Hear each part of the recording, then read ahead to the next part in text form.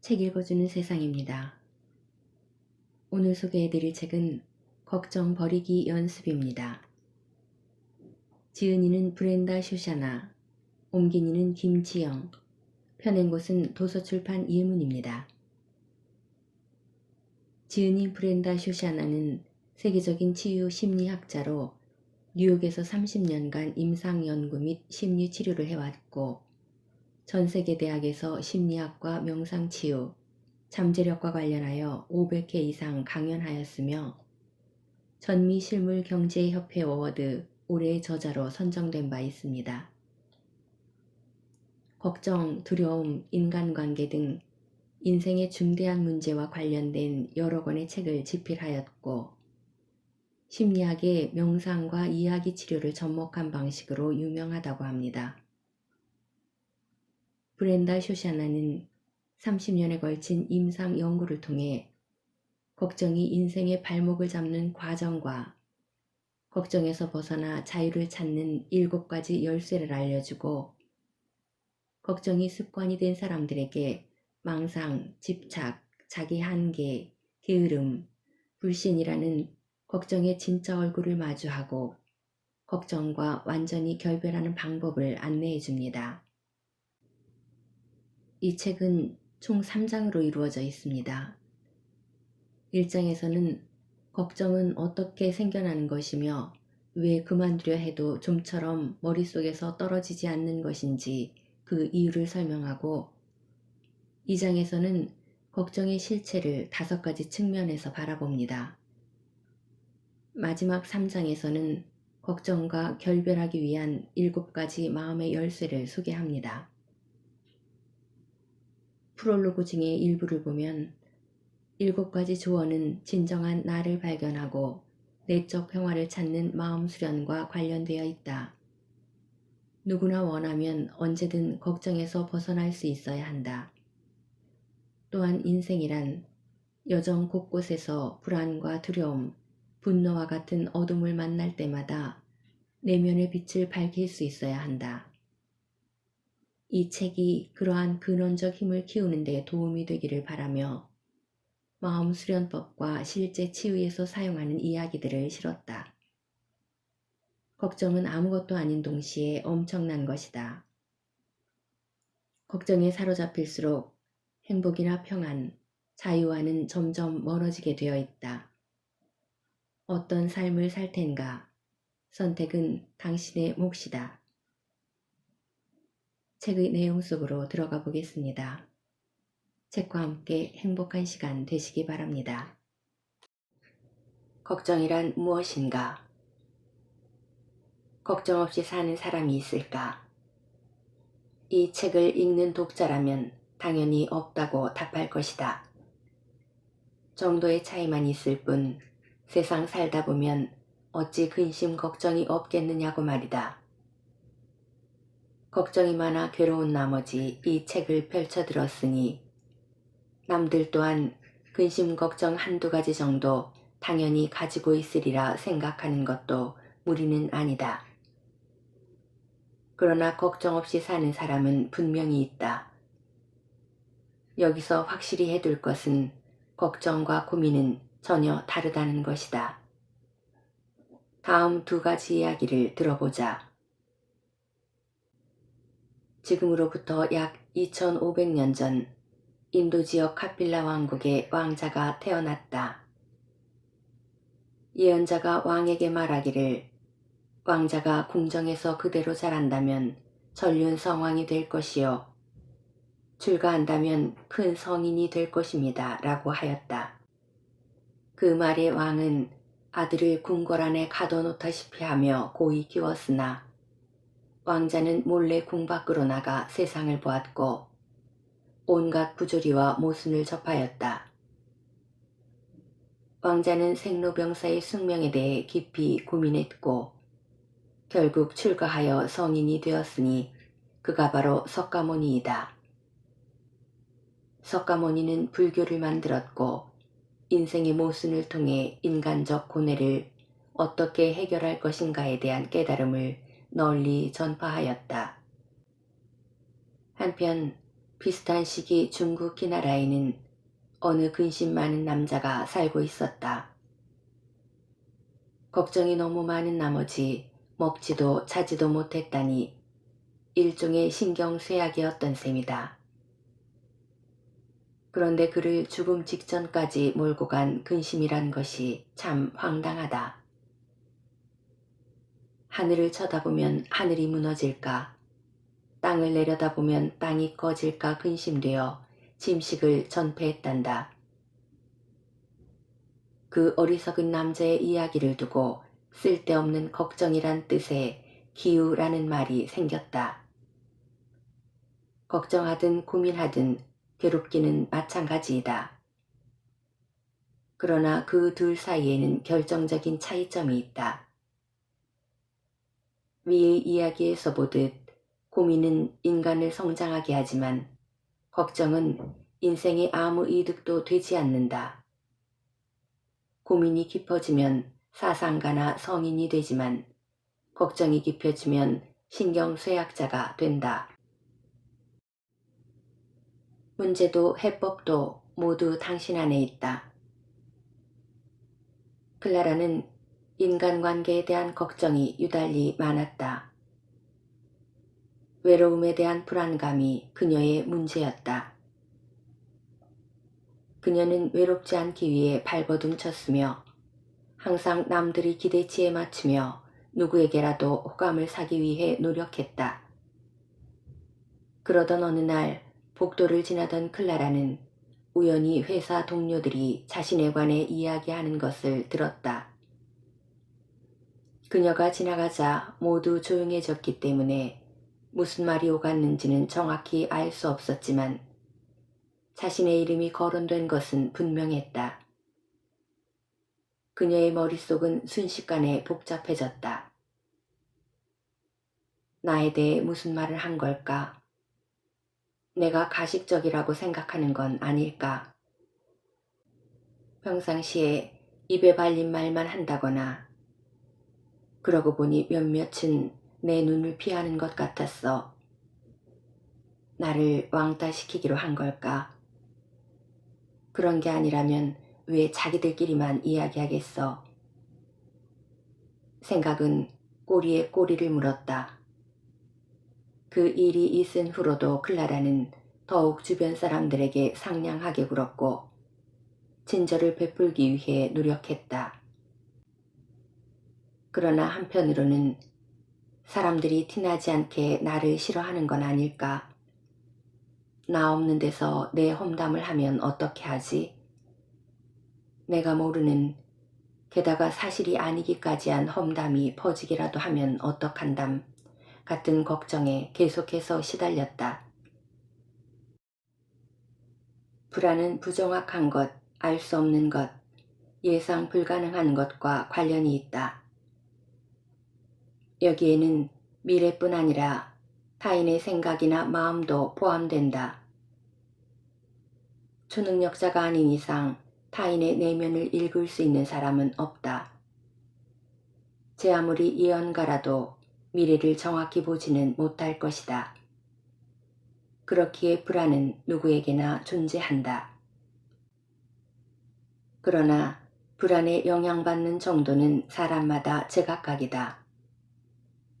어떤 사람은 그런 불안을 잠깐 스쳐 지나가는 감기처럼 앓고 마는 반면 평소 걱정이 많은 사람은 불안을 습자지처럼 빨아들여 내면에서 부풀린다. 개인적이고 감정적인 고통은 육체적 고통보다 더 견디기 힘든 경우가 많다. 당신은 어떤가? 머릿속 걱정이라는 단추를 누름으로써 스스로 그 고통 속에 빠져드는 타입은 아닌가? 선승 코코시부코는 몽골 침략기에 중국의 선불교를 일본에 도입한 사람이다. 그의 제자였던 선승 토키무네는 코쿠시에게 이렇게 물었다. 스승님, 두려움은 제 인생의 최대의 적입니다. 두려움에서 벗어나는 방법을 알려주십시오. 두려움을 유발하는 근원의 싹을 잘라버려라. 코쿠시가 대답했다. 그 근원은 어디에 있습니까? 토키문에 바로 자네에게 있네. 이 이야기는 불안이 외부로부터 발생하는 것이 아닌 내적 문제임을 보여준다.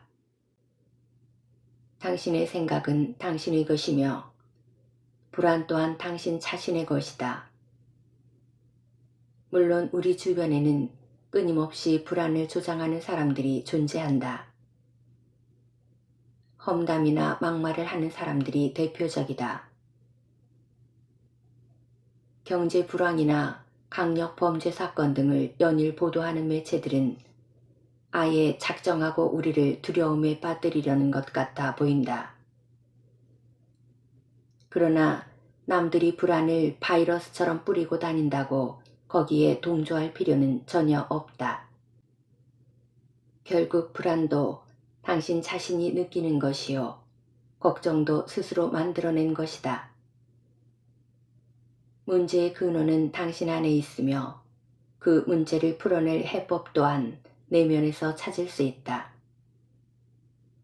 너무 많은 걱정들이 실타래처럼 엉켜 도무지 풀 방법을 모르겠더라도 괜찮다.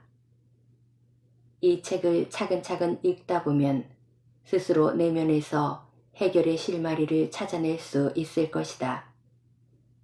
그럼 본격적으로 걱정과 결별하기 위한 준비를 시작할 차례다. 걱정의 90%는 상상에 불과하다. 걱정 많은 사람에게 잘 될 거야 라고 말하는 것은 별로 도움이 되지 않는다. 그들은 이미 최악의 상황을 상상하고 있다. 이미 최악을 생각하는 사람에게 희망을 말한들 들릴 리가 없다. 그보다는 내가 하는 걱정은 100% 쓸데없는 것이며 걱정거리에 구할 정도는 아예 일어나지조차 않는 공상에 불과해 라고 말하는 편이 낫다. 물론 상대가 발끈할 수 있지만 어설픈 위로보다는 충격요법이 더 효과적일 것이다. 충격으로 말미암아 자신의 걱정거리들을 되돌아볼 수 있고 어쩌면 어느 날이고 서점에서 이 책을 집어들게 될지도 모르니까. 중요한 것은 구할이니 일할이니 하는 확률이 아니라 걱정의 상당 부분이 상상에 불과하다는 데 있다. 특히 걱정에 깊이 중독된 사람일수록 그런 경향을 보인다. 샤나는 언제나 근심 속에 살고 있다. 그녀는 여행을 좋아하지 않았는데 비행기를 탈 생각만 해도 속이 울렁거리며 불안감이 느껴졌다. 이상기류에 휩쓸리거나 테러범에게 납치를 당할 수도 있어요. 완전히 불가능한 일은 아니잖아요. 단 0.01%의 확률이라도 내게 일어날 수 있는 일이라면 조심해야지요. 그녀는 자신의 불안감을 집에 머무르는 것이 안전하다는 신의 계시라고 여겼다. 0.01%의 사고 확률 때문에 99.99%의 즐거움과 새로운 경험, 도전의 가능성을 포기하고 있다는 생각은 하지 못하고 말이다. 샤나가 몇 년째 방 안에 틀어박혀 있을 동안 실제로 수많은 비행기와 기차가 안전하게 오고 갔다. 걱정을 없애기 위한 기본은 걱정은 현실이 아니며 현실에 영향을 끼치지도 않는다는 사실을 깨닫는 것이다. 걱정에 중독된 대다수 사람이 샤나처럼 자신의 걱정을 하나의 계시로 받아들인다. 다칠 것 같고 일이 잘못될 것 같고 그른 길을 택한 것 같다는 것은 모두 사실이 아니라 모호한 느낌에 불과하다. 불안은 걱정을 낳으며 걱정은 불안에 기생한다.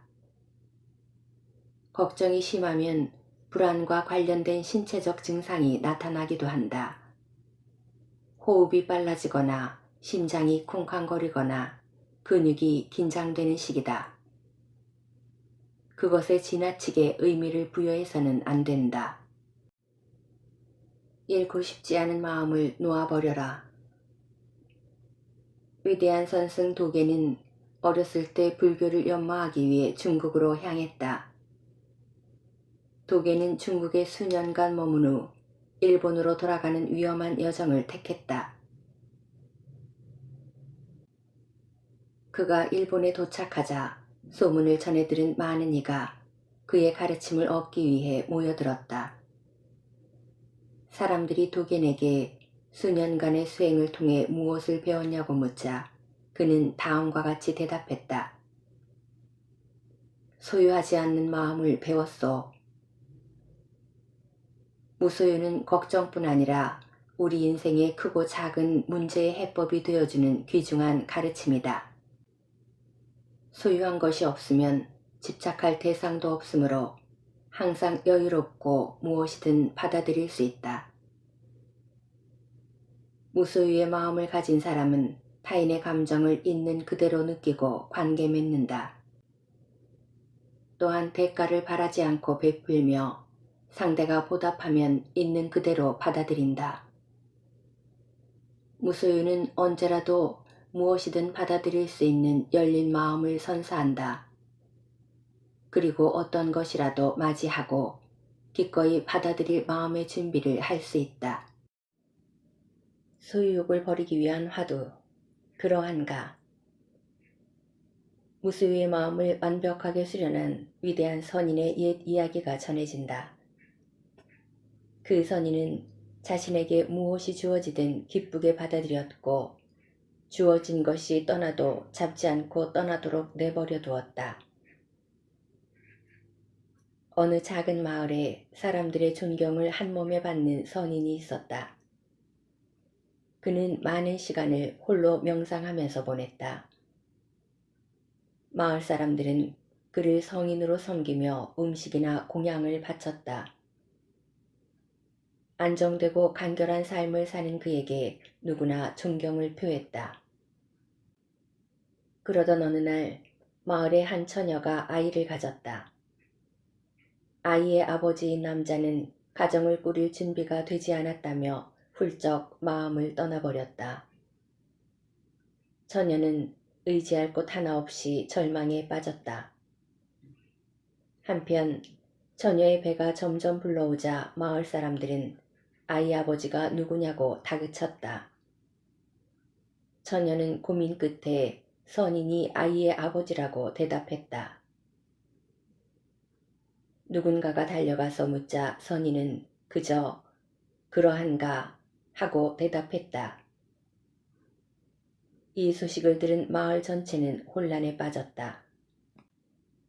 선인에 대한 마을 사람들의 생각은 완전히 바뀌었다. 선인을 거론할 때마다 마을 사람들의 표정은 어두워졌으며 모두가 그를 욕하고 더 이상 그를 찾지도 음식을 가져다 주지도 않았다. 이런 상황을 전해 들은 선인은 그러한가 라고 답할 뿐이었다. 이윽고 아기가 태어나자 처녀는 아이를 안고 선인을 찾아가 말했다. 여기 당신 아이예요. 그러한가. 선인은 똑같은 대답을 하며 사랑스럽다는 듯 양팔로 아이를 꼭 안았다. 이후 수년간 선인은 온 힘을 다해 아이를 키웠다. 그런데 어느 날 떠났던 아이의 친부가 마을로 돌아왔다. 그는 지난 일을 후회하면서 아이는 물론 처녀와 함께 살고 싶어 했다. 처녀는 기쁨에 못 이겨 온 마을에 사건의 진실을 밝히며 돌아다녔다. 그리고 남자와 함께 아이를 돌려받기 위해 선인을 찾아갔다. 그러한가. 선인은 이렇게 말하며 기꺼이 아이를 친부모에게 내주었다. 그 후 마을 사람들은 다시 선인을 징송하기 시작했다. 사람들은 그에게 아낌없는 존경을 표하며 그의 오두막에 다시 찾아오기 시작했고 음식과 선물도 가져다 주었다. 그때마다 선인은 그러한가 라고 말하며 그것을 받았다. 위의 이야기는 칭찬과 비난 또한 스쳐가는 것에 불과하며 영원히 가지고 있는 것도 없고 영원히 잃는 것도 없음을 보여준다. 이러한 진리를 알면 어떤 일이 닥쳐도 불안에 떨지 않으며 놓아줄 때가 되면 기꺼이 놓을 수 있다. 선인이 거듭 말하는 그러한가 라는 화두를 연습하라. 기쁨을 느낄 때도 고통스럽거나 나쁜 일이 있더라도 그러한가로 반응하라. 모든 것이 한때임을 깨달으면 자신을 뒤흔드는 어떤 사건이 일어나도 평정을 유지할 수 있다. 이야기 속 선인은 모든 것이 일시적이며 좋은 것이 나쁜 것으로, 나쁜 것이 좋은 것으로 변할 수도 있음을 잘 알았다. 마찬가지로 기쁨이 고통으로, 고통이 기쁨으로 변할 수도 있는 것이다. 선인은 인생의 모든 변화를 흥미롭게 바라보며 받아들였기 때문에 앞으로 일어날 일에 대한 두려움에서 자유로울 수 있었다. 그는 칭찬이나 존경을 바라지 않았고 비난을 두려워하지도 않았다. 그에게는 집착이 없었기에 완전한 안정과 사랑을 찾을 수 있었다. 어떤 일이 벌어져도 받아들였고 때가 되면 그대로 놓아주었다. 이것이 바로 무소유의 마음이다. 무소유의 마음으로 사는 법을 익히고 인생의 덧없음을 알면 아무리 슬프고 고통스러워도 그것이 다가 아님을 깨닫게 된다. 기대와 다른 일이 벌어져도 설사 불행이 일어나더라도 결과에 집착하지 않고 삶을 있는 그대로 받아들일 수 있다. 자신의 인생이 어떻게 펼쳐져야 한다는 헛된 기대가 없으면 불안할 일도 걱정할 것도 없다. 때때로 자신의 방식이나 명예에 욕심을 부리는 사람도 있다. 자신의 존재 가치를 입증받기 위해 대접받기를 원하기도 한다. 그리고 남이 나를 그만큼 대우해주지 않으면 크게 실망하고 노여워한다. 스스로 자신의 존재 가치를 확신할 수 없기에 불안해하는 것이다. 이야기 속 선인은 타인의 존경을 필요로 하지 않았다. 자신에 대한 믿음이 굳건했기에 오히려 타인의 믿음을 구걸하지 않았으며 모두가 외면할 때에도 그 자신은 두려움이 미치지 않는 곳에서 진정한 안정을 누렸다. 이처럼 무소유의 마음을 가지면 남의 시선이나 소문에 좌지우지 되지 않을 수 있다. 인위적 요소가 없는 진정한 나에 도달한다. 이 위대한 선인을 초인이라고 생각하는 사람도 있겠지만 그렇지 않다. 그는 우리와 똑같은 인간이다. 다만 평안을 찾고 밝은 삶을 사는 기본 원칙을 잘 알고 있었을 뿐이다. 우리도 이 원칙을 배워서 날마다 연습하면 그와 같은 삶을 살 수 있다. 그러한가의 화두를 잊지 말고 집착과 욕심과 기대를 버리려고 노력하라. 원칙을 잘 따르다가도 어떤 때는 초조해지면서 쓸데없는 불안이 스멀스멀 기어오를 수도 있다. 하지만 그 또한 자연스러운 현상이다. 그러한가로 반응하며 흘려보내라. 이러한 자기 수련을 통해 점점 더 많은 빛을 끌어모으면 어둠은 절로 물러난다. 공백의 시간을 즐겨라. 우리 모두는 생각에 중독되었다 해도 과언이 아니다. 아무런 생각도 필요하지 않은 때조차 공상으로 머릿속을 채운다. 조금만 불안해도 걱정이 부풀어 오르는 것은 머릿속이 언제나 공상으로 가득 차 있기 때문이다. 불안이란 감정에 생각이 더해지니 그 즉시 걱정이 생겨난다. 물론 모든 공상이 불필요한 것은 아니다. 삶이 지루하고 무의미하게 느껴질 때는 공상이 활력과 흥미를 제공해 주기도 한다. 그러나 그뿐이다. 때로는 미래의 청사진을 그리고 이러한 공상을 통해 삶의 목표를 찾은 듯 흥분하지만 이 목표는 얼마 못 가 이내 시들해지고 만다. 몰두하던 공상이 시들해지면 그새를 참지 못하고 새로운 공상을 찾아 헤맨다. 오늘부터는 하루 단 몇 분이라도 공상을 모두 잊어버리자.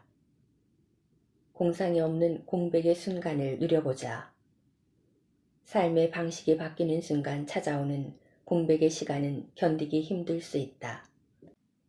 그럴 때면 능가경의 다음 구절을 떠올려보라. 거짓을 버리면 진실이 저절로 고개를 든다. 이제까지 품어왔던 공상을 버리면 진정한 삶의 의미가 저절로 모습을 드러낼 것이다. 공상이 사라진 공백의 순간을 받아들여라. 불확실한 시간을 이겨내라. 공백에는 다양하고 새로운 가능성이 존재한다. 명상은 이러한 공백의 시간을 제공해준다. 세간의 존경을 받는 사람 중 상당수는 명상을 즐기는데 종교적 이유에서가 아니라 공백의 순간을 가지기 위해서이다. 우리는 너무 많은 생각과 감정에 둘러싸여 있다. 나중에는 내가 느끼고 생각하는 것이 아니라 감정과 생각에 끌려가는 형국이 된다. 반자동적인 감정 반응과 생각에 자신을 잃는다. 일례로 걱정은 주객이 전도된 채 오히려 우리를 압도하지 않는가. 명상은 감정과 생각을 조절할 수 있도록 도와준다. 가만히 앉아 잠시 자신의 내면을 완전히 비운다. 이를 통해 자기 감정과 생각의 주도권을 되찾아오는 것이다.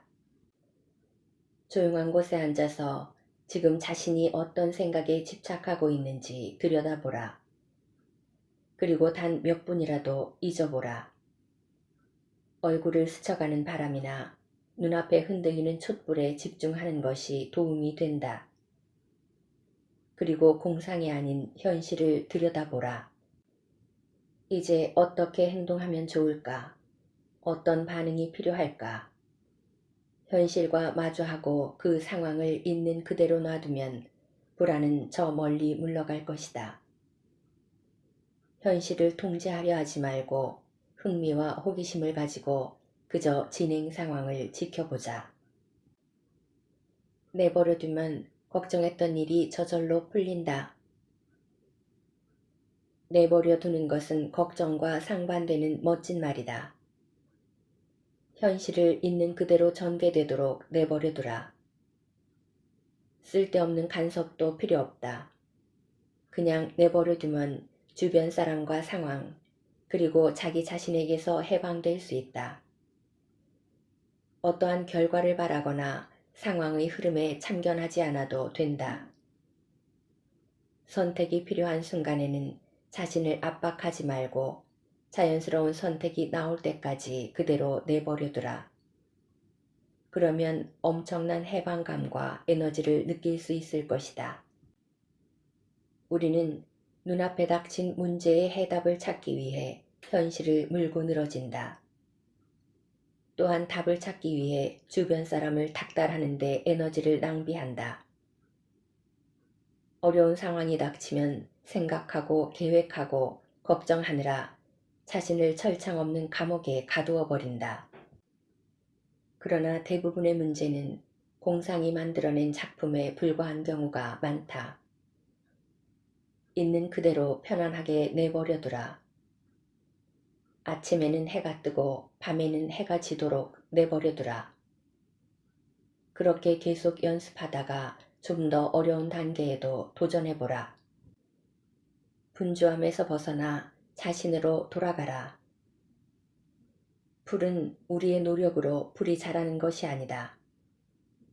저절로 무성하게 자라나는 것이다. 아무것도 하지 않음으로써 이 세상을 내가 통제한다는 생각을 버릴 수 있고 자립적인 힘을 키울 수 있으며 자신에게 다가오는 것들을 기꺼이 맞이할 수도 있다. 아무것도 하지 않는 것은 무척 생기 있고 활동적이며 건설적인 일이다.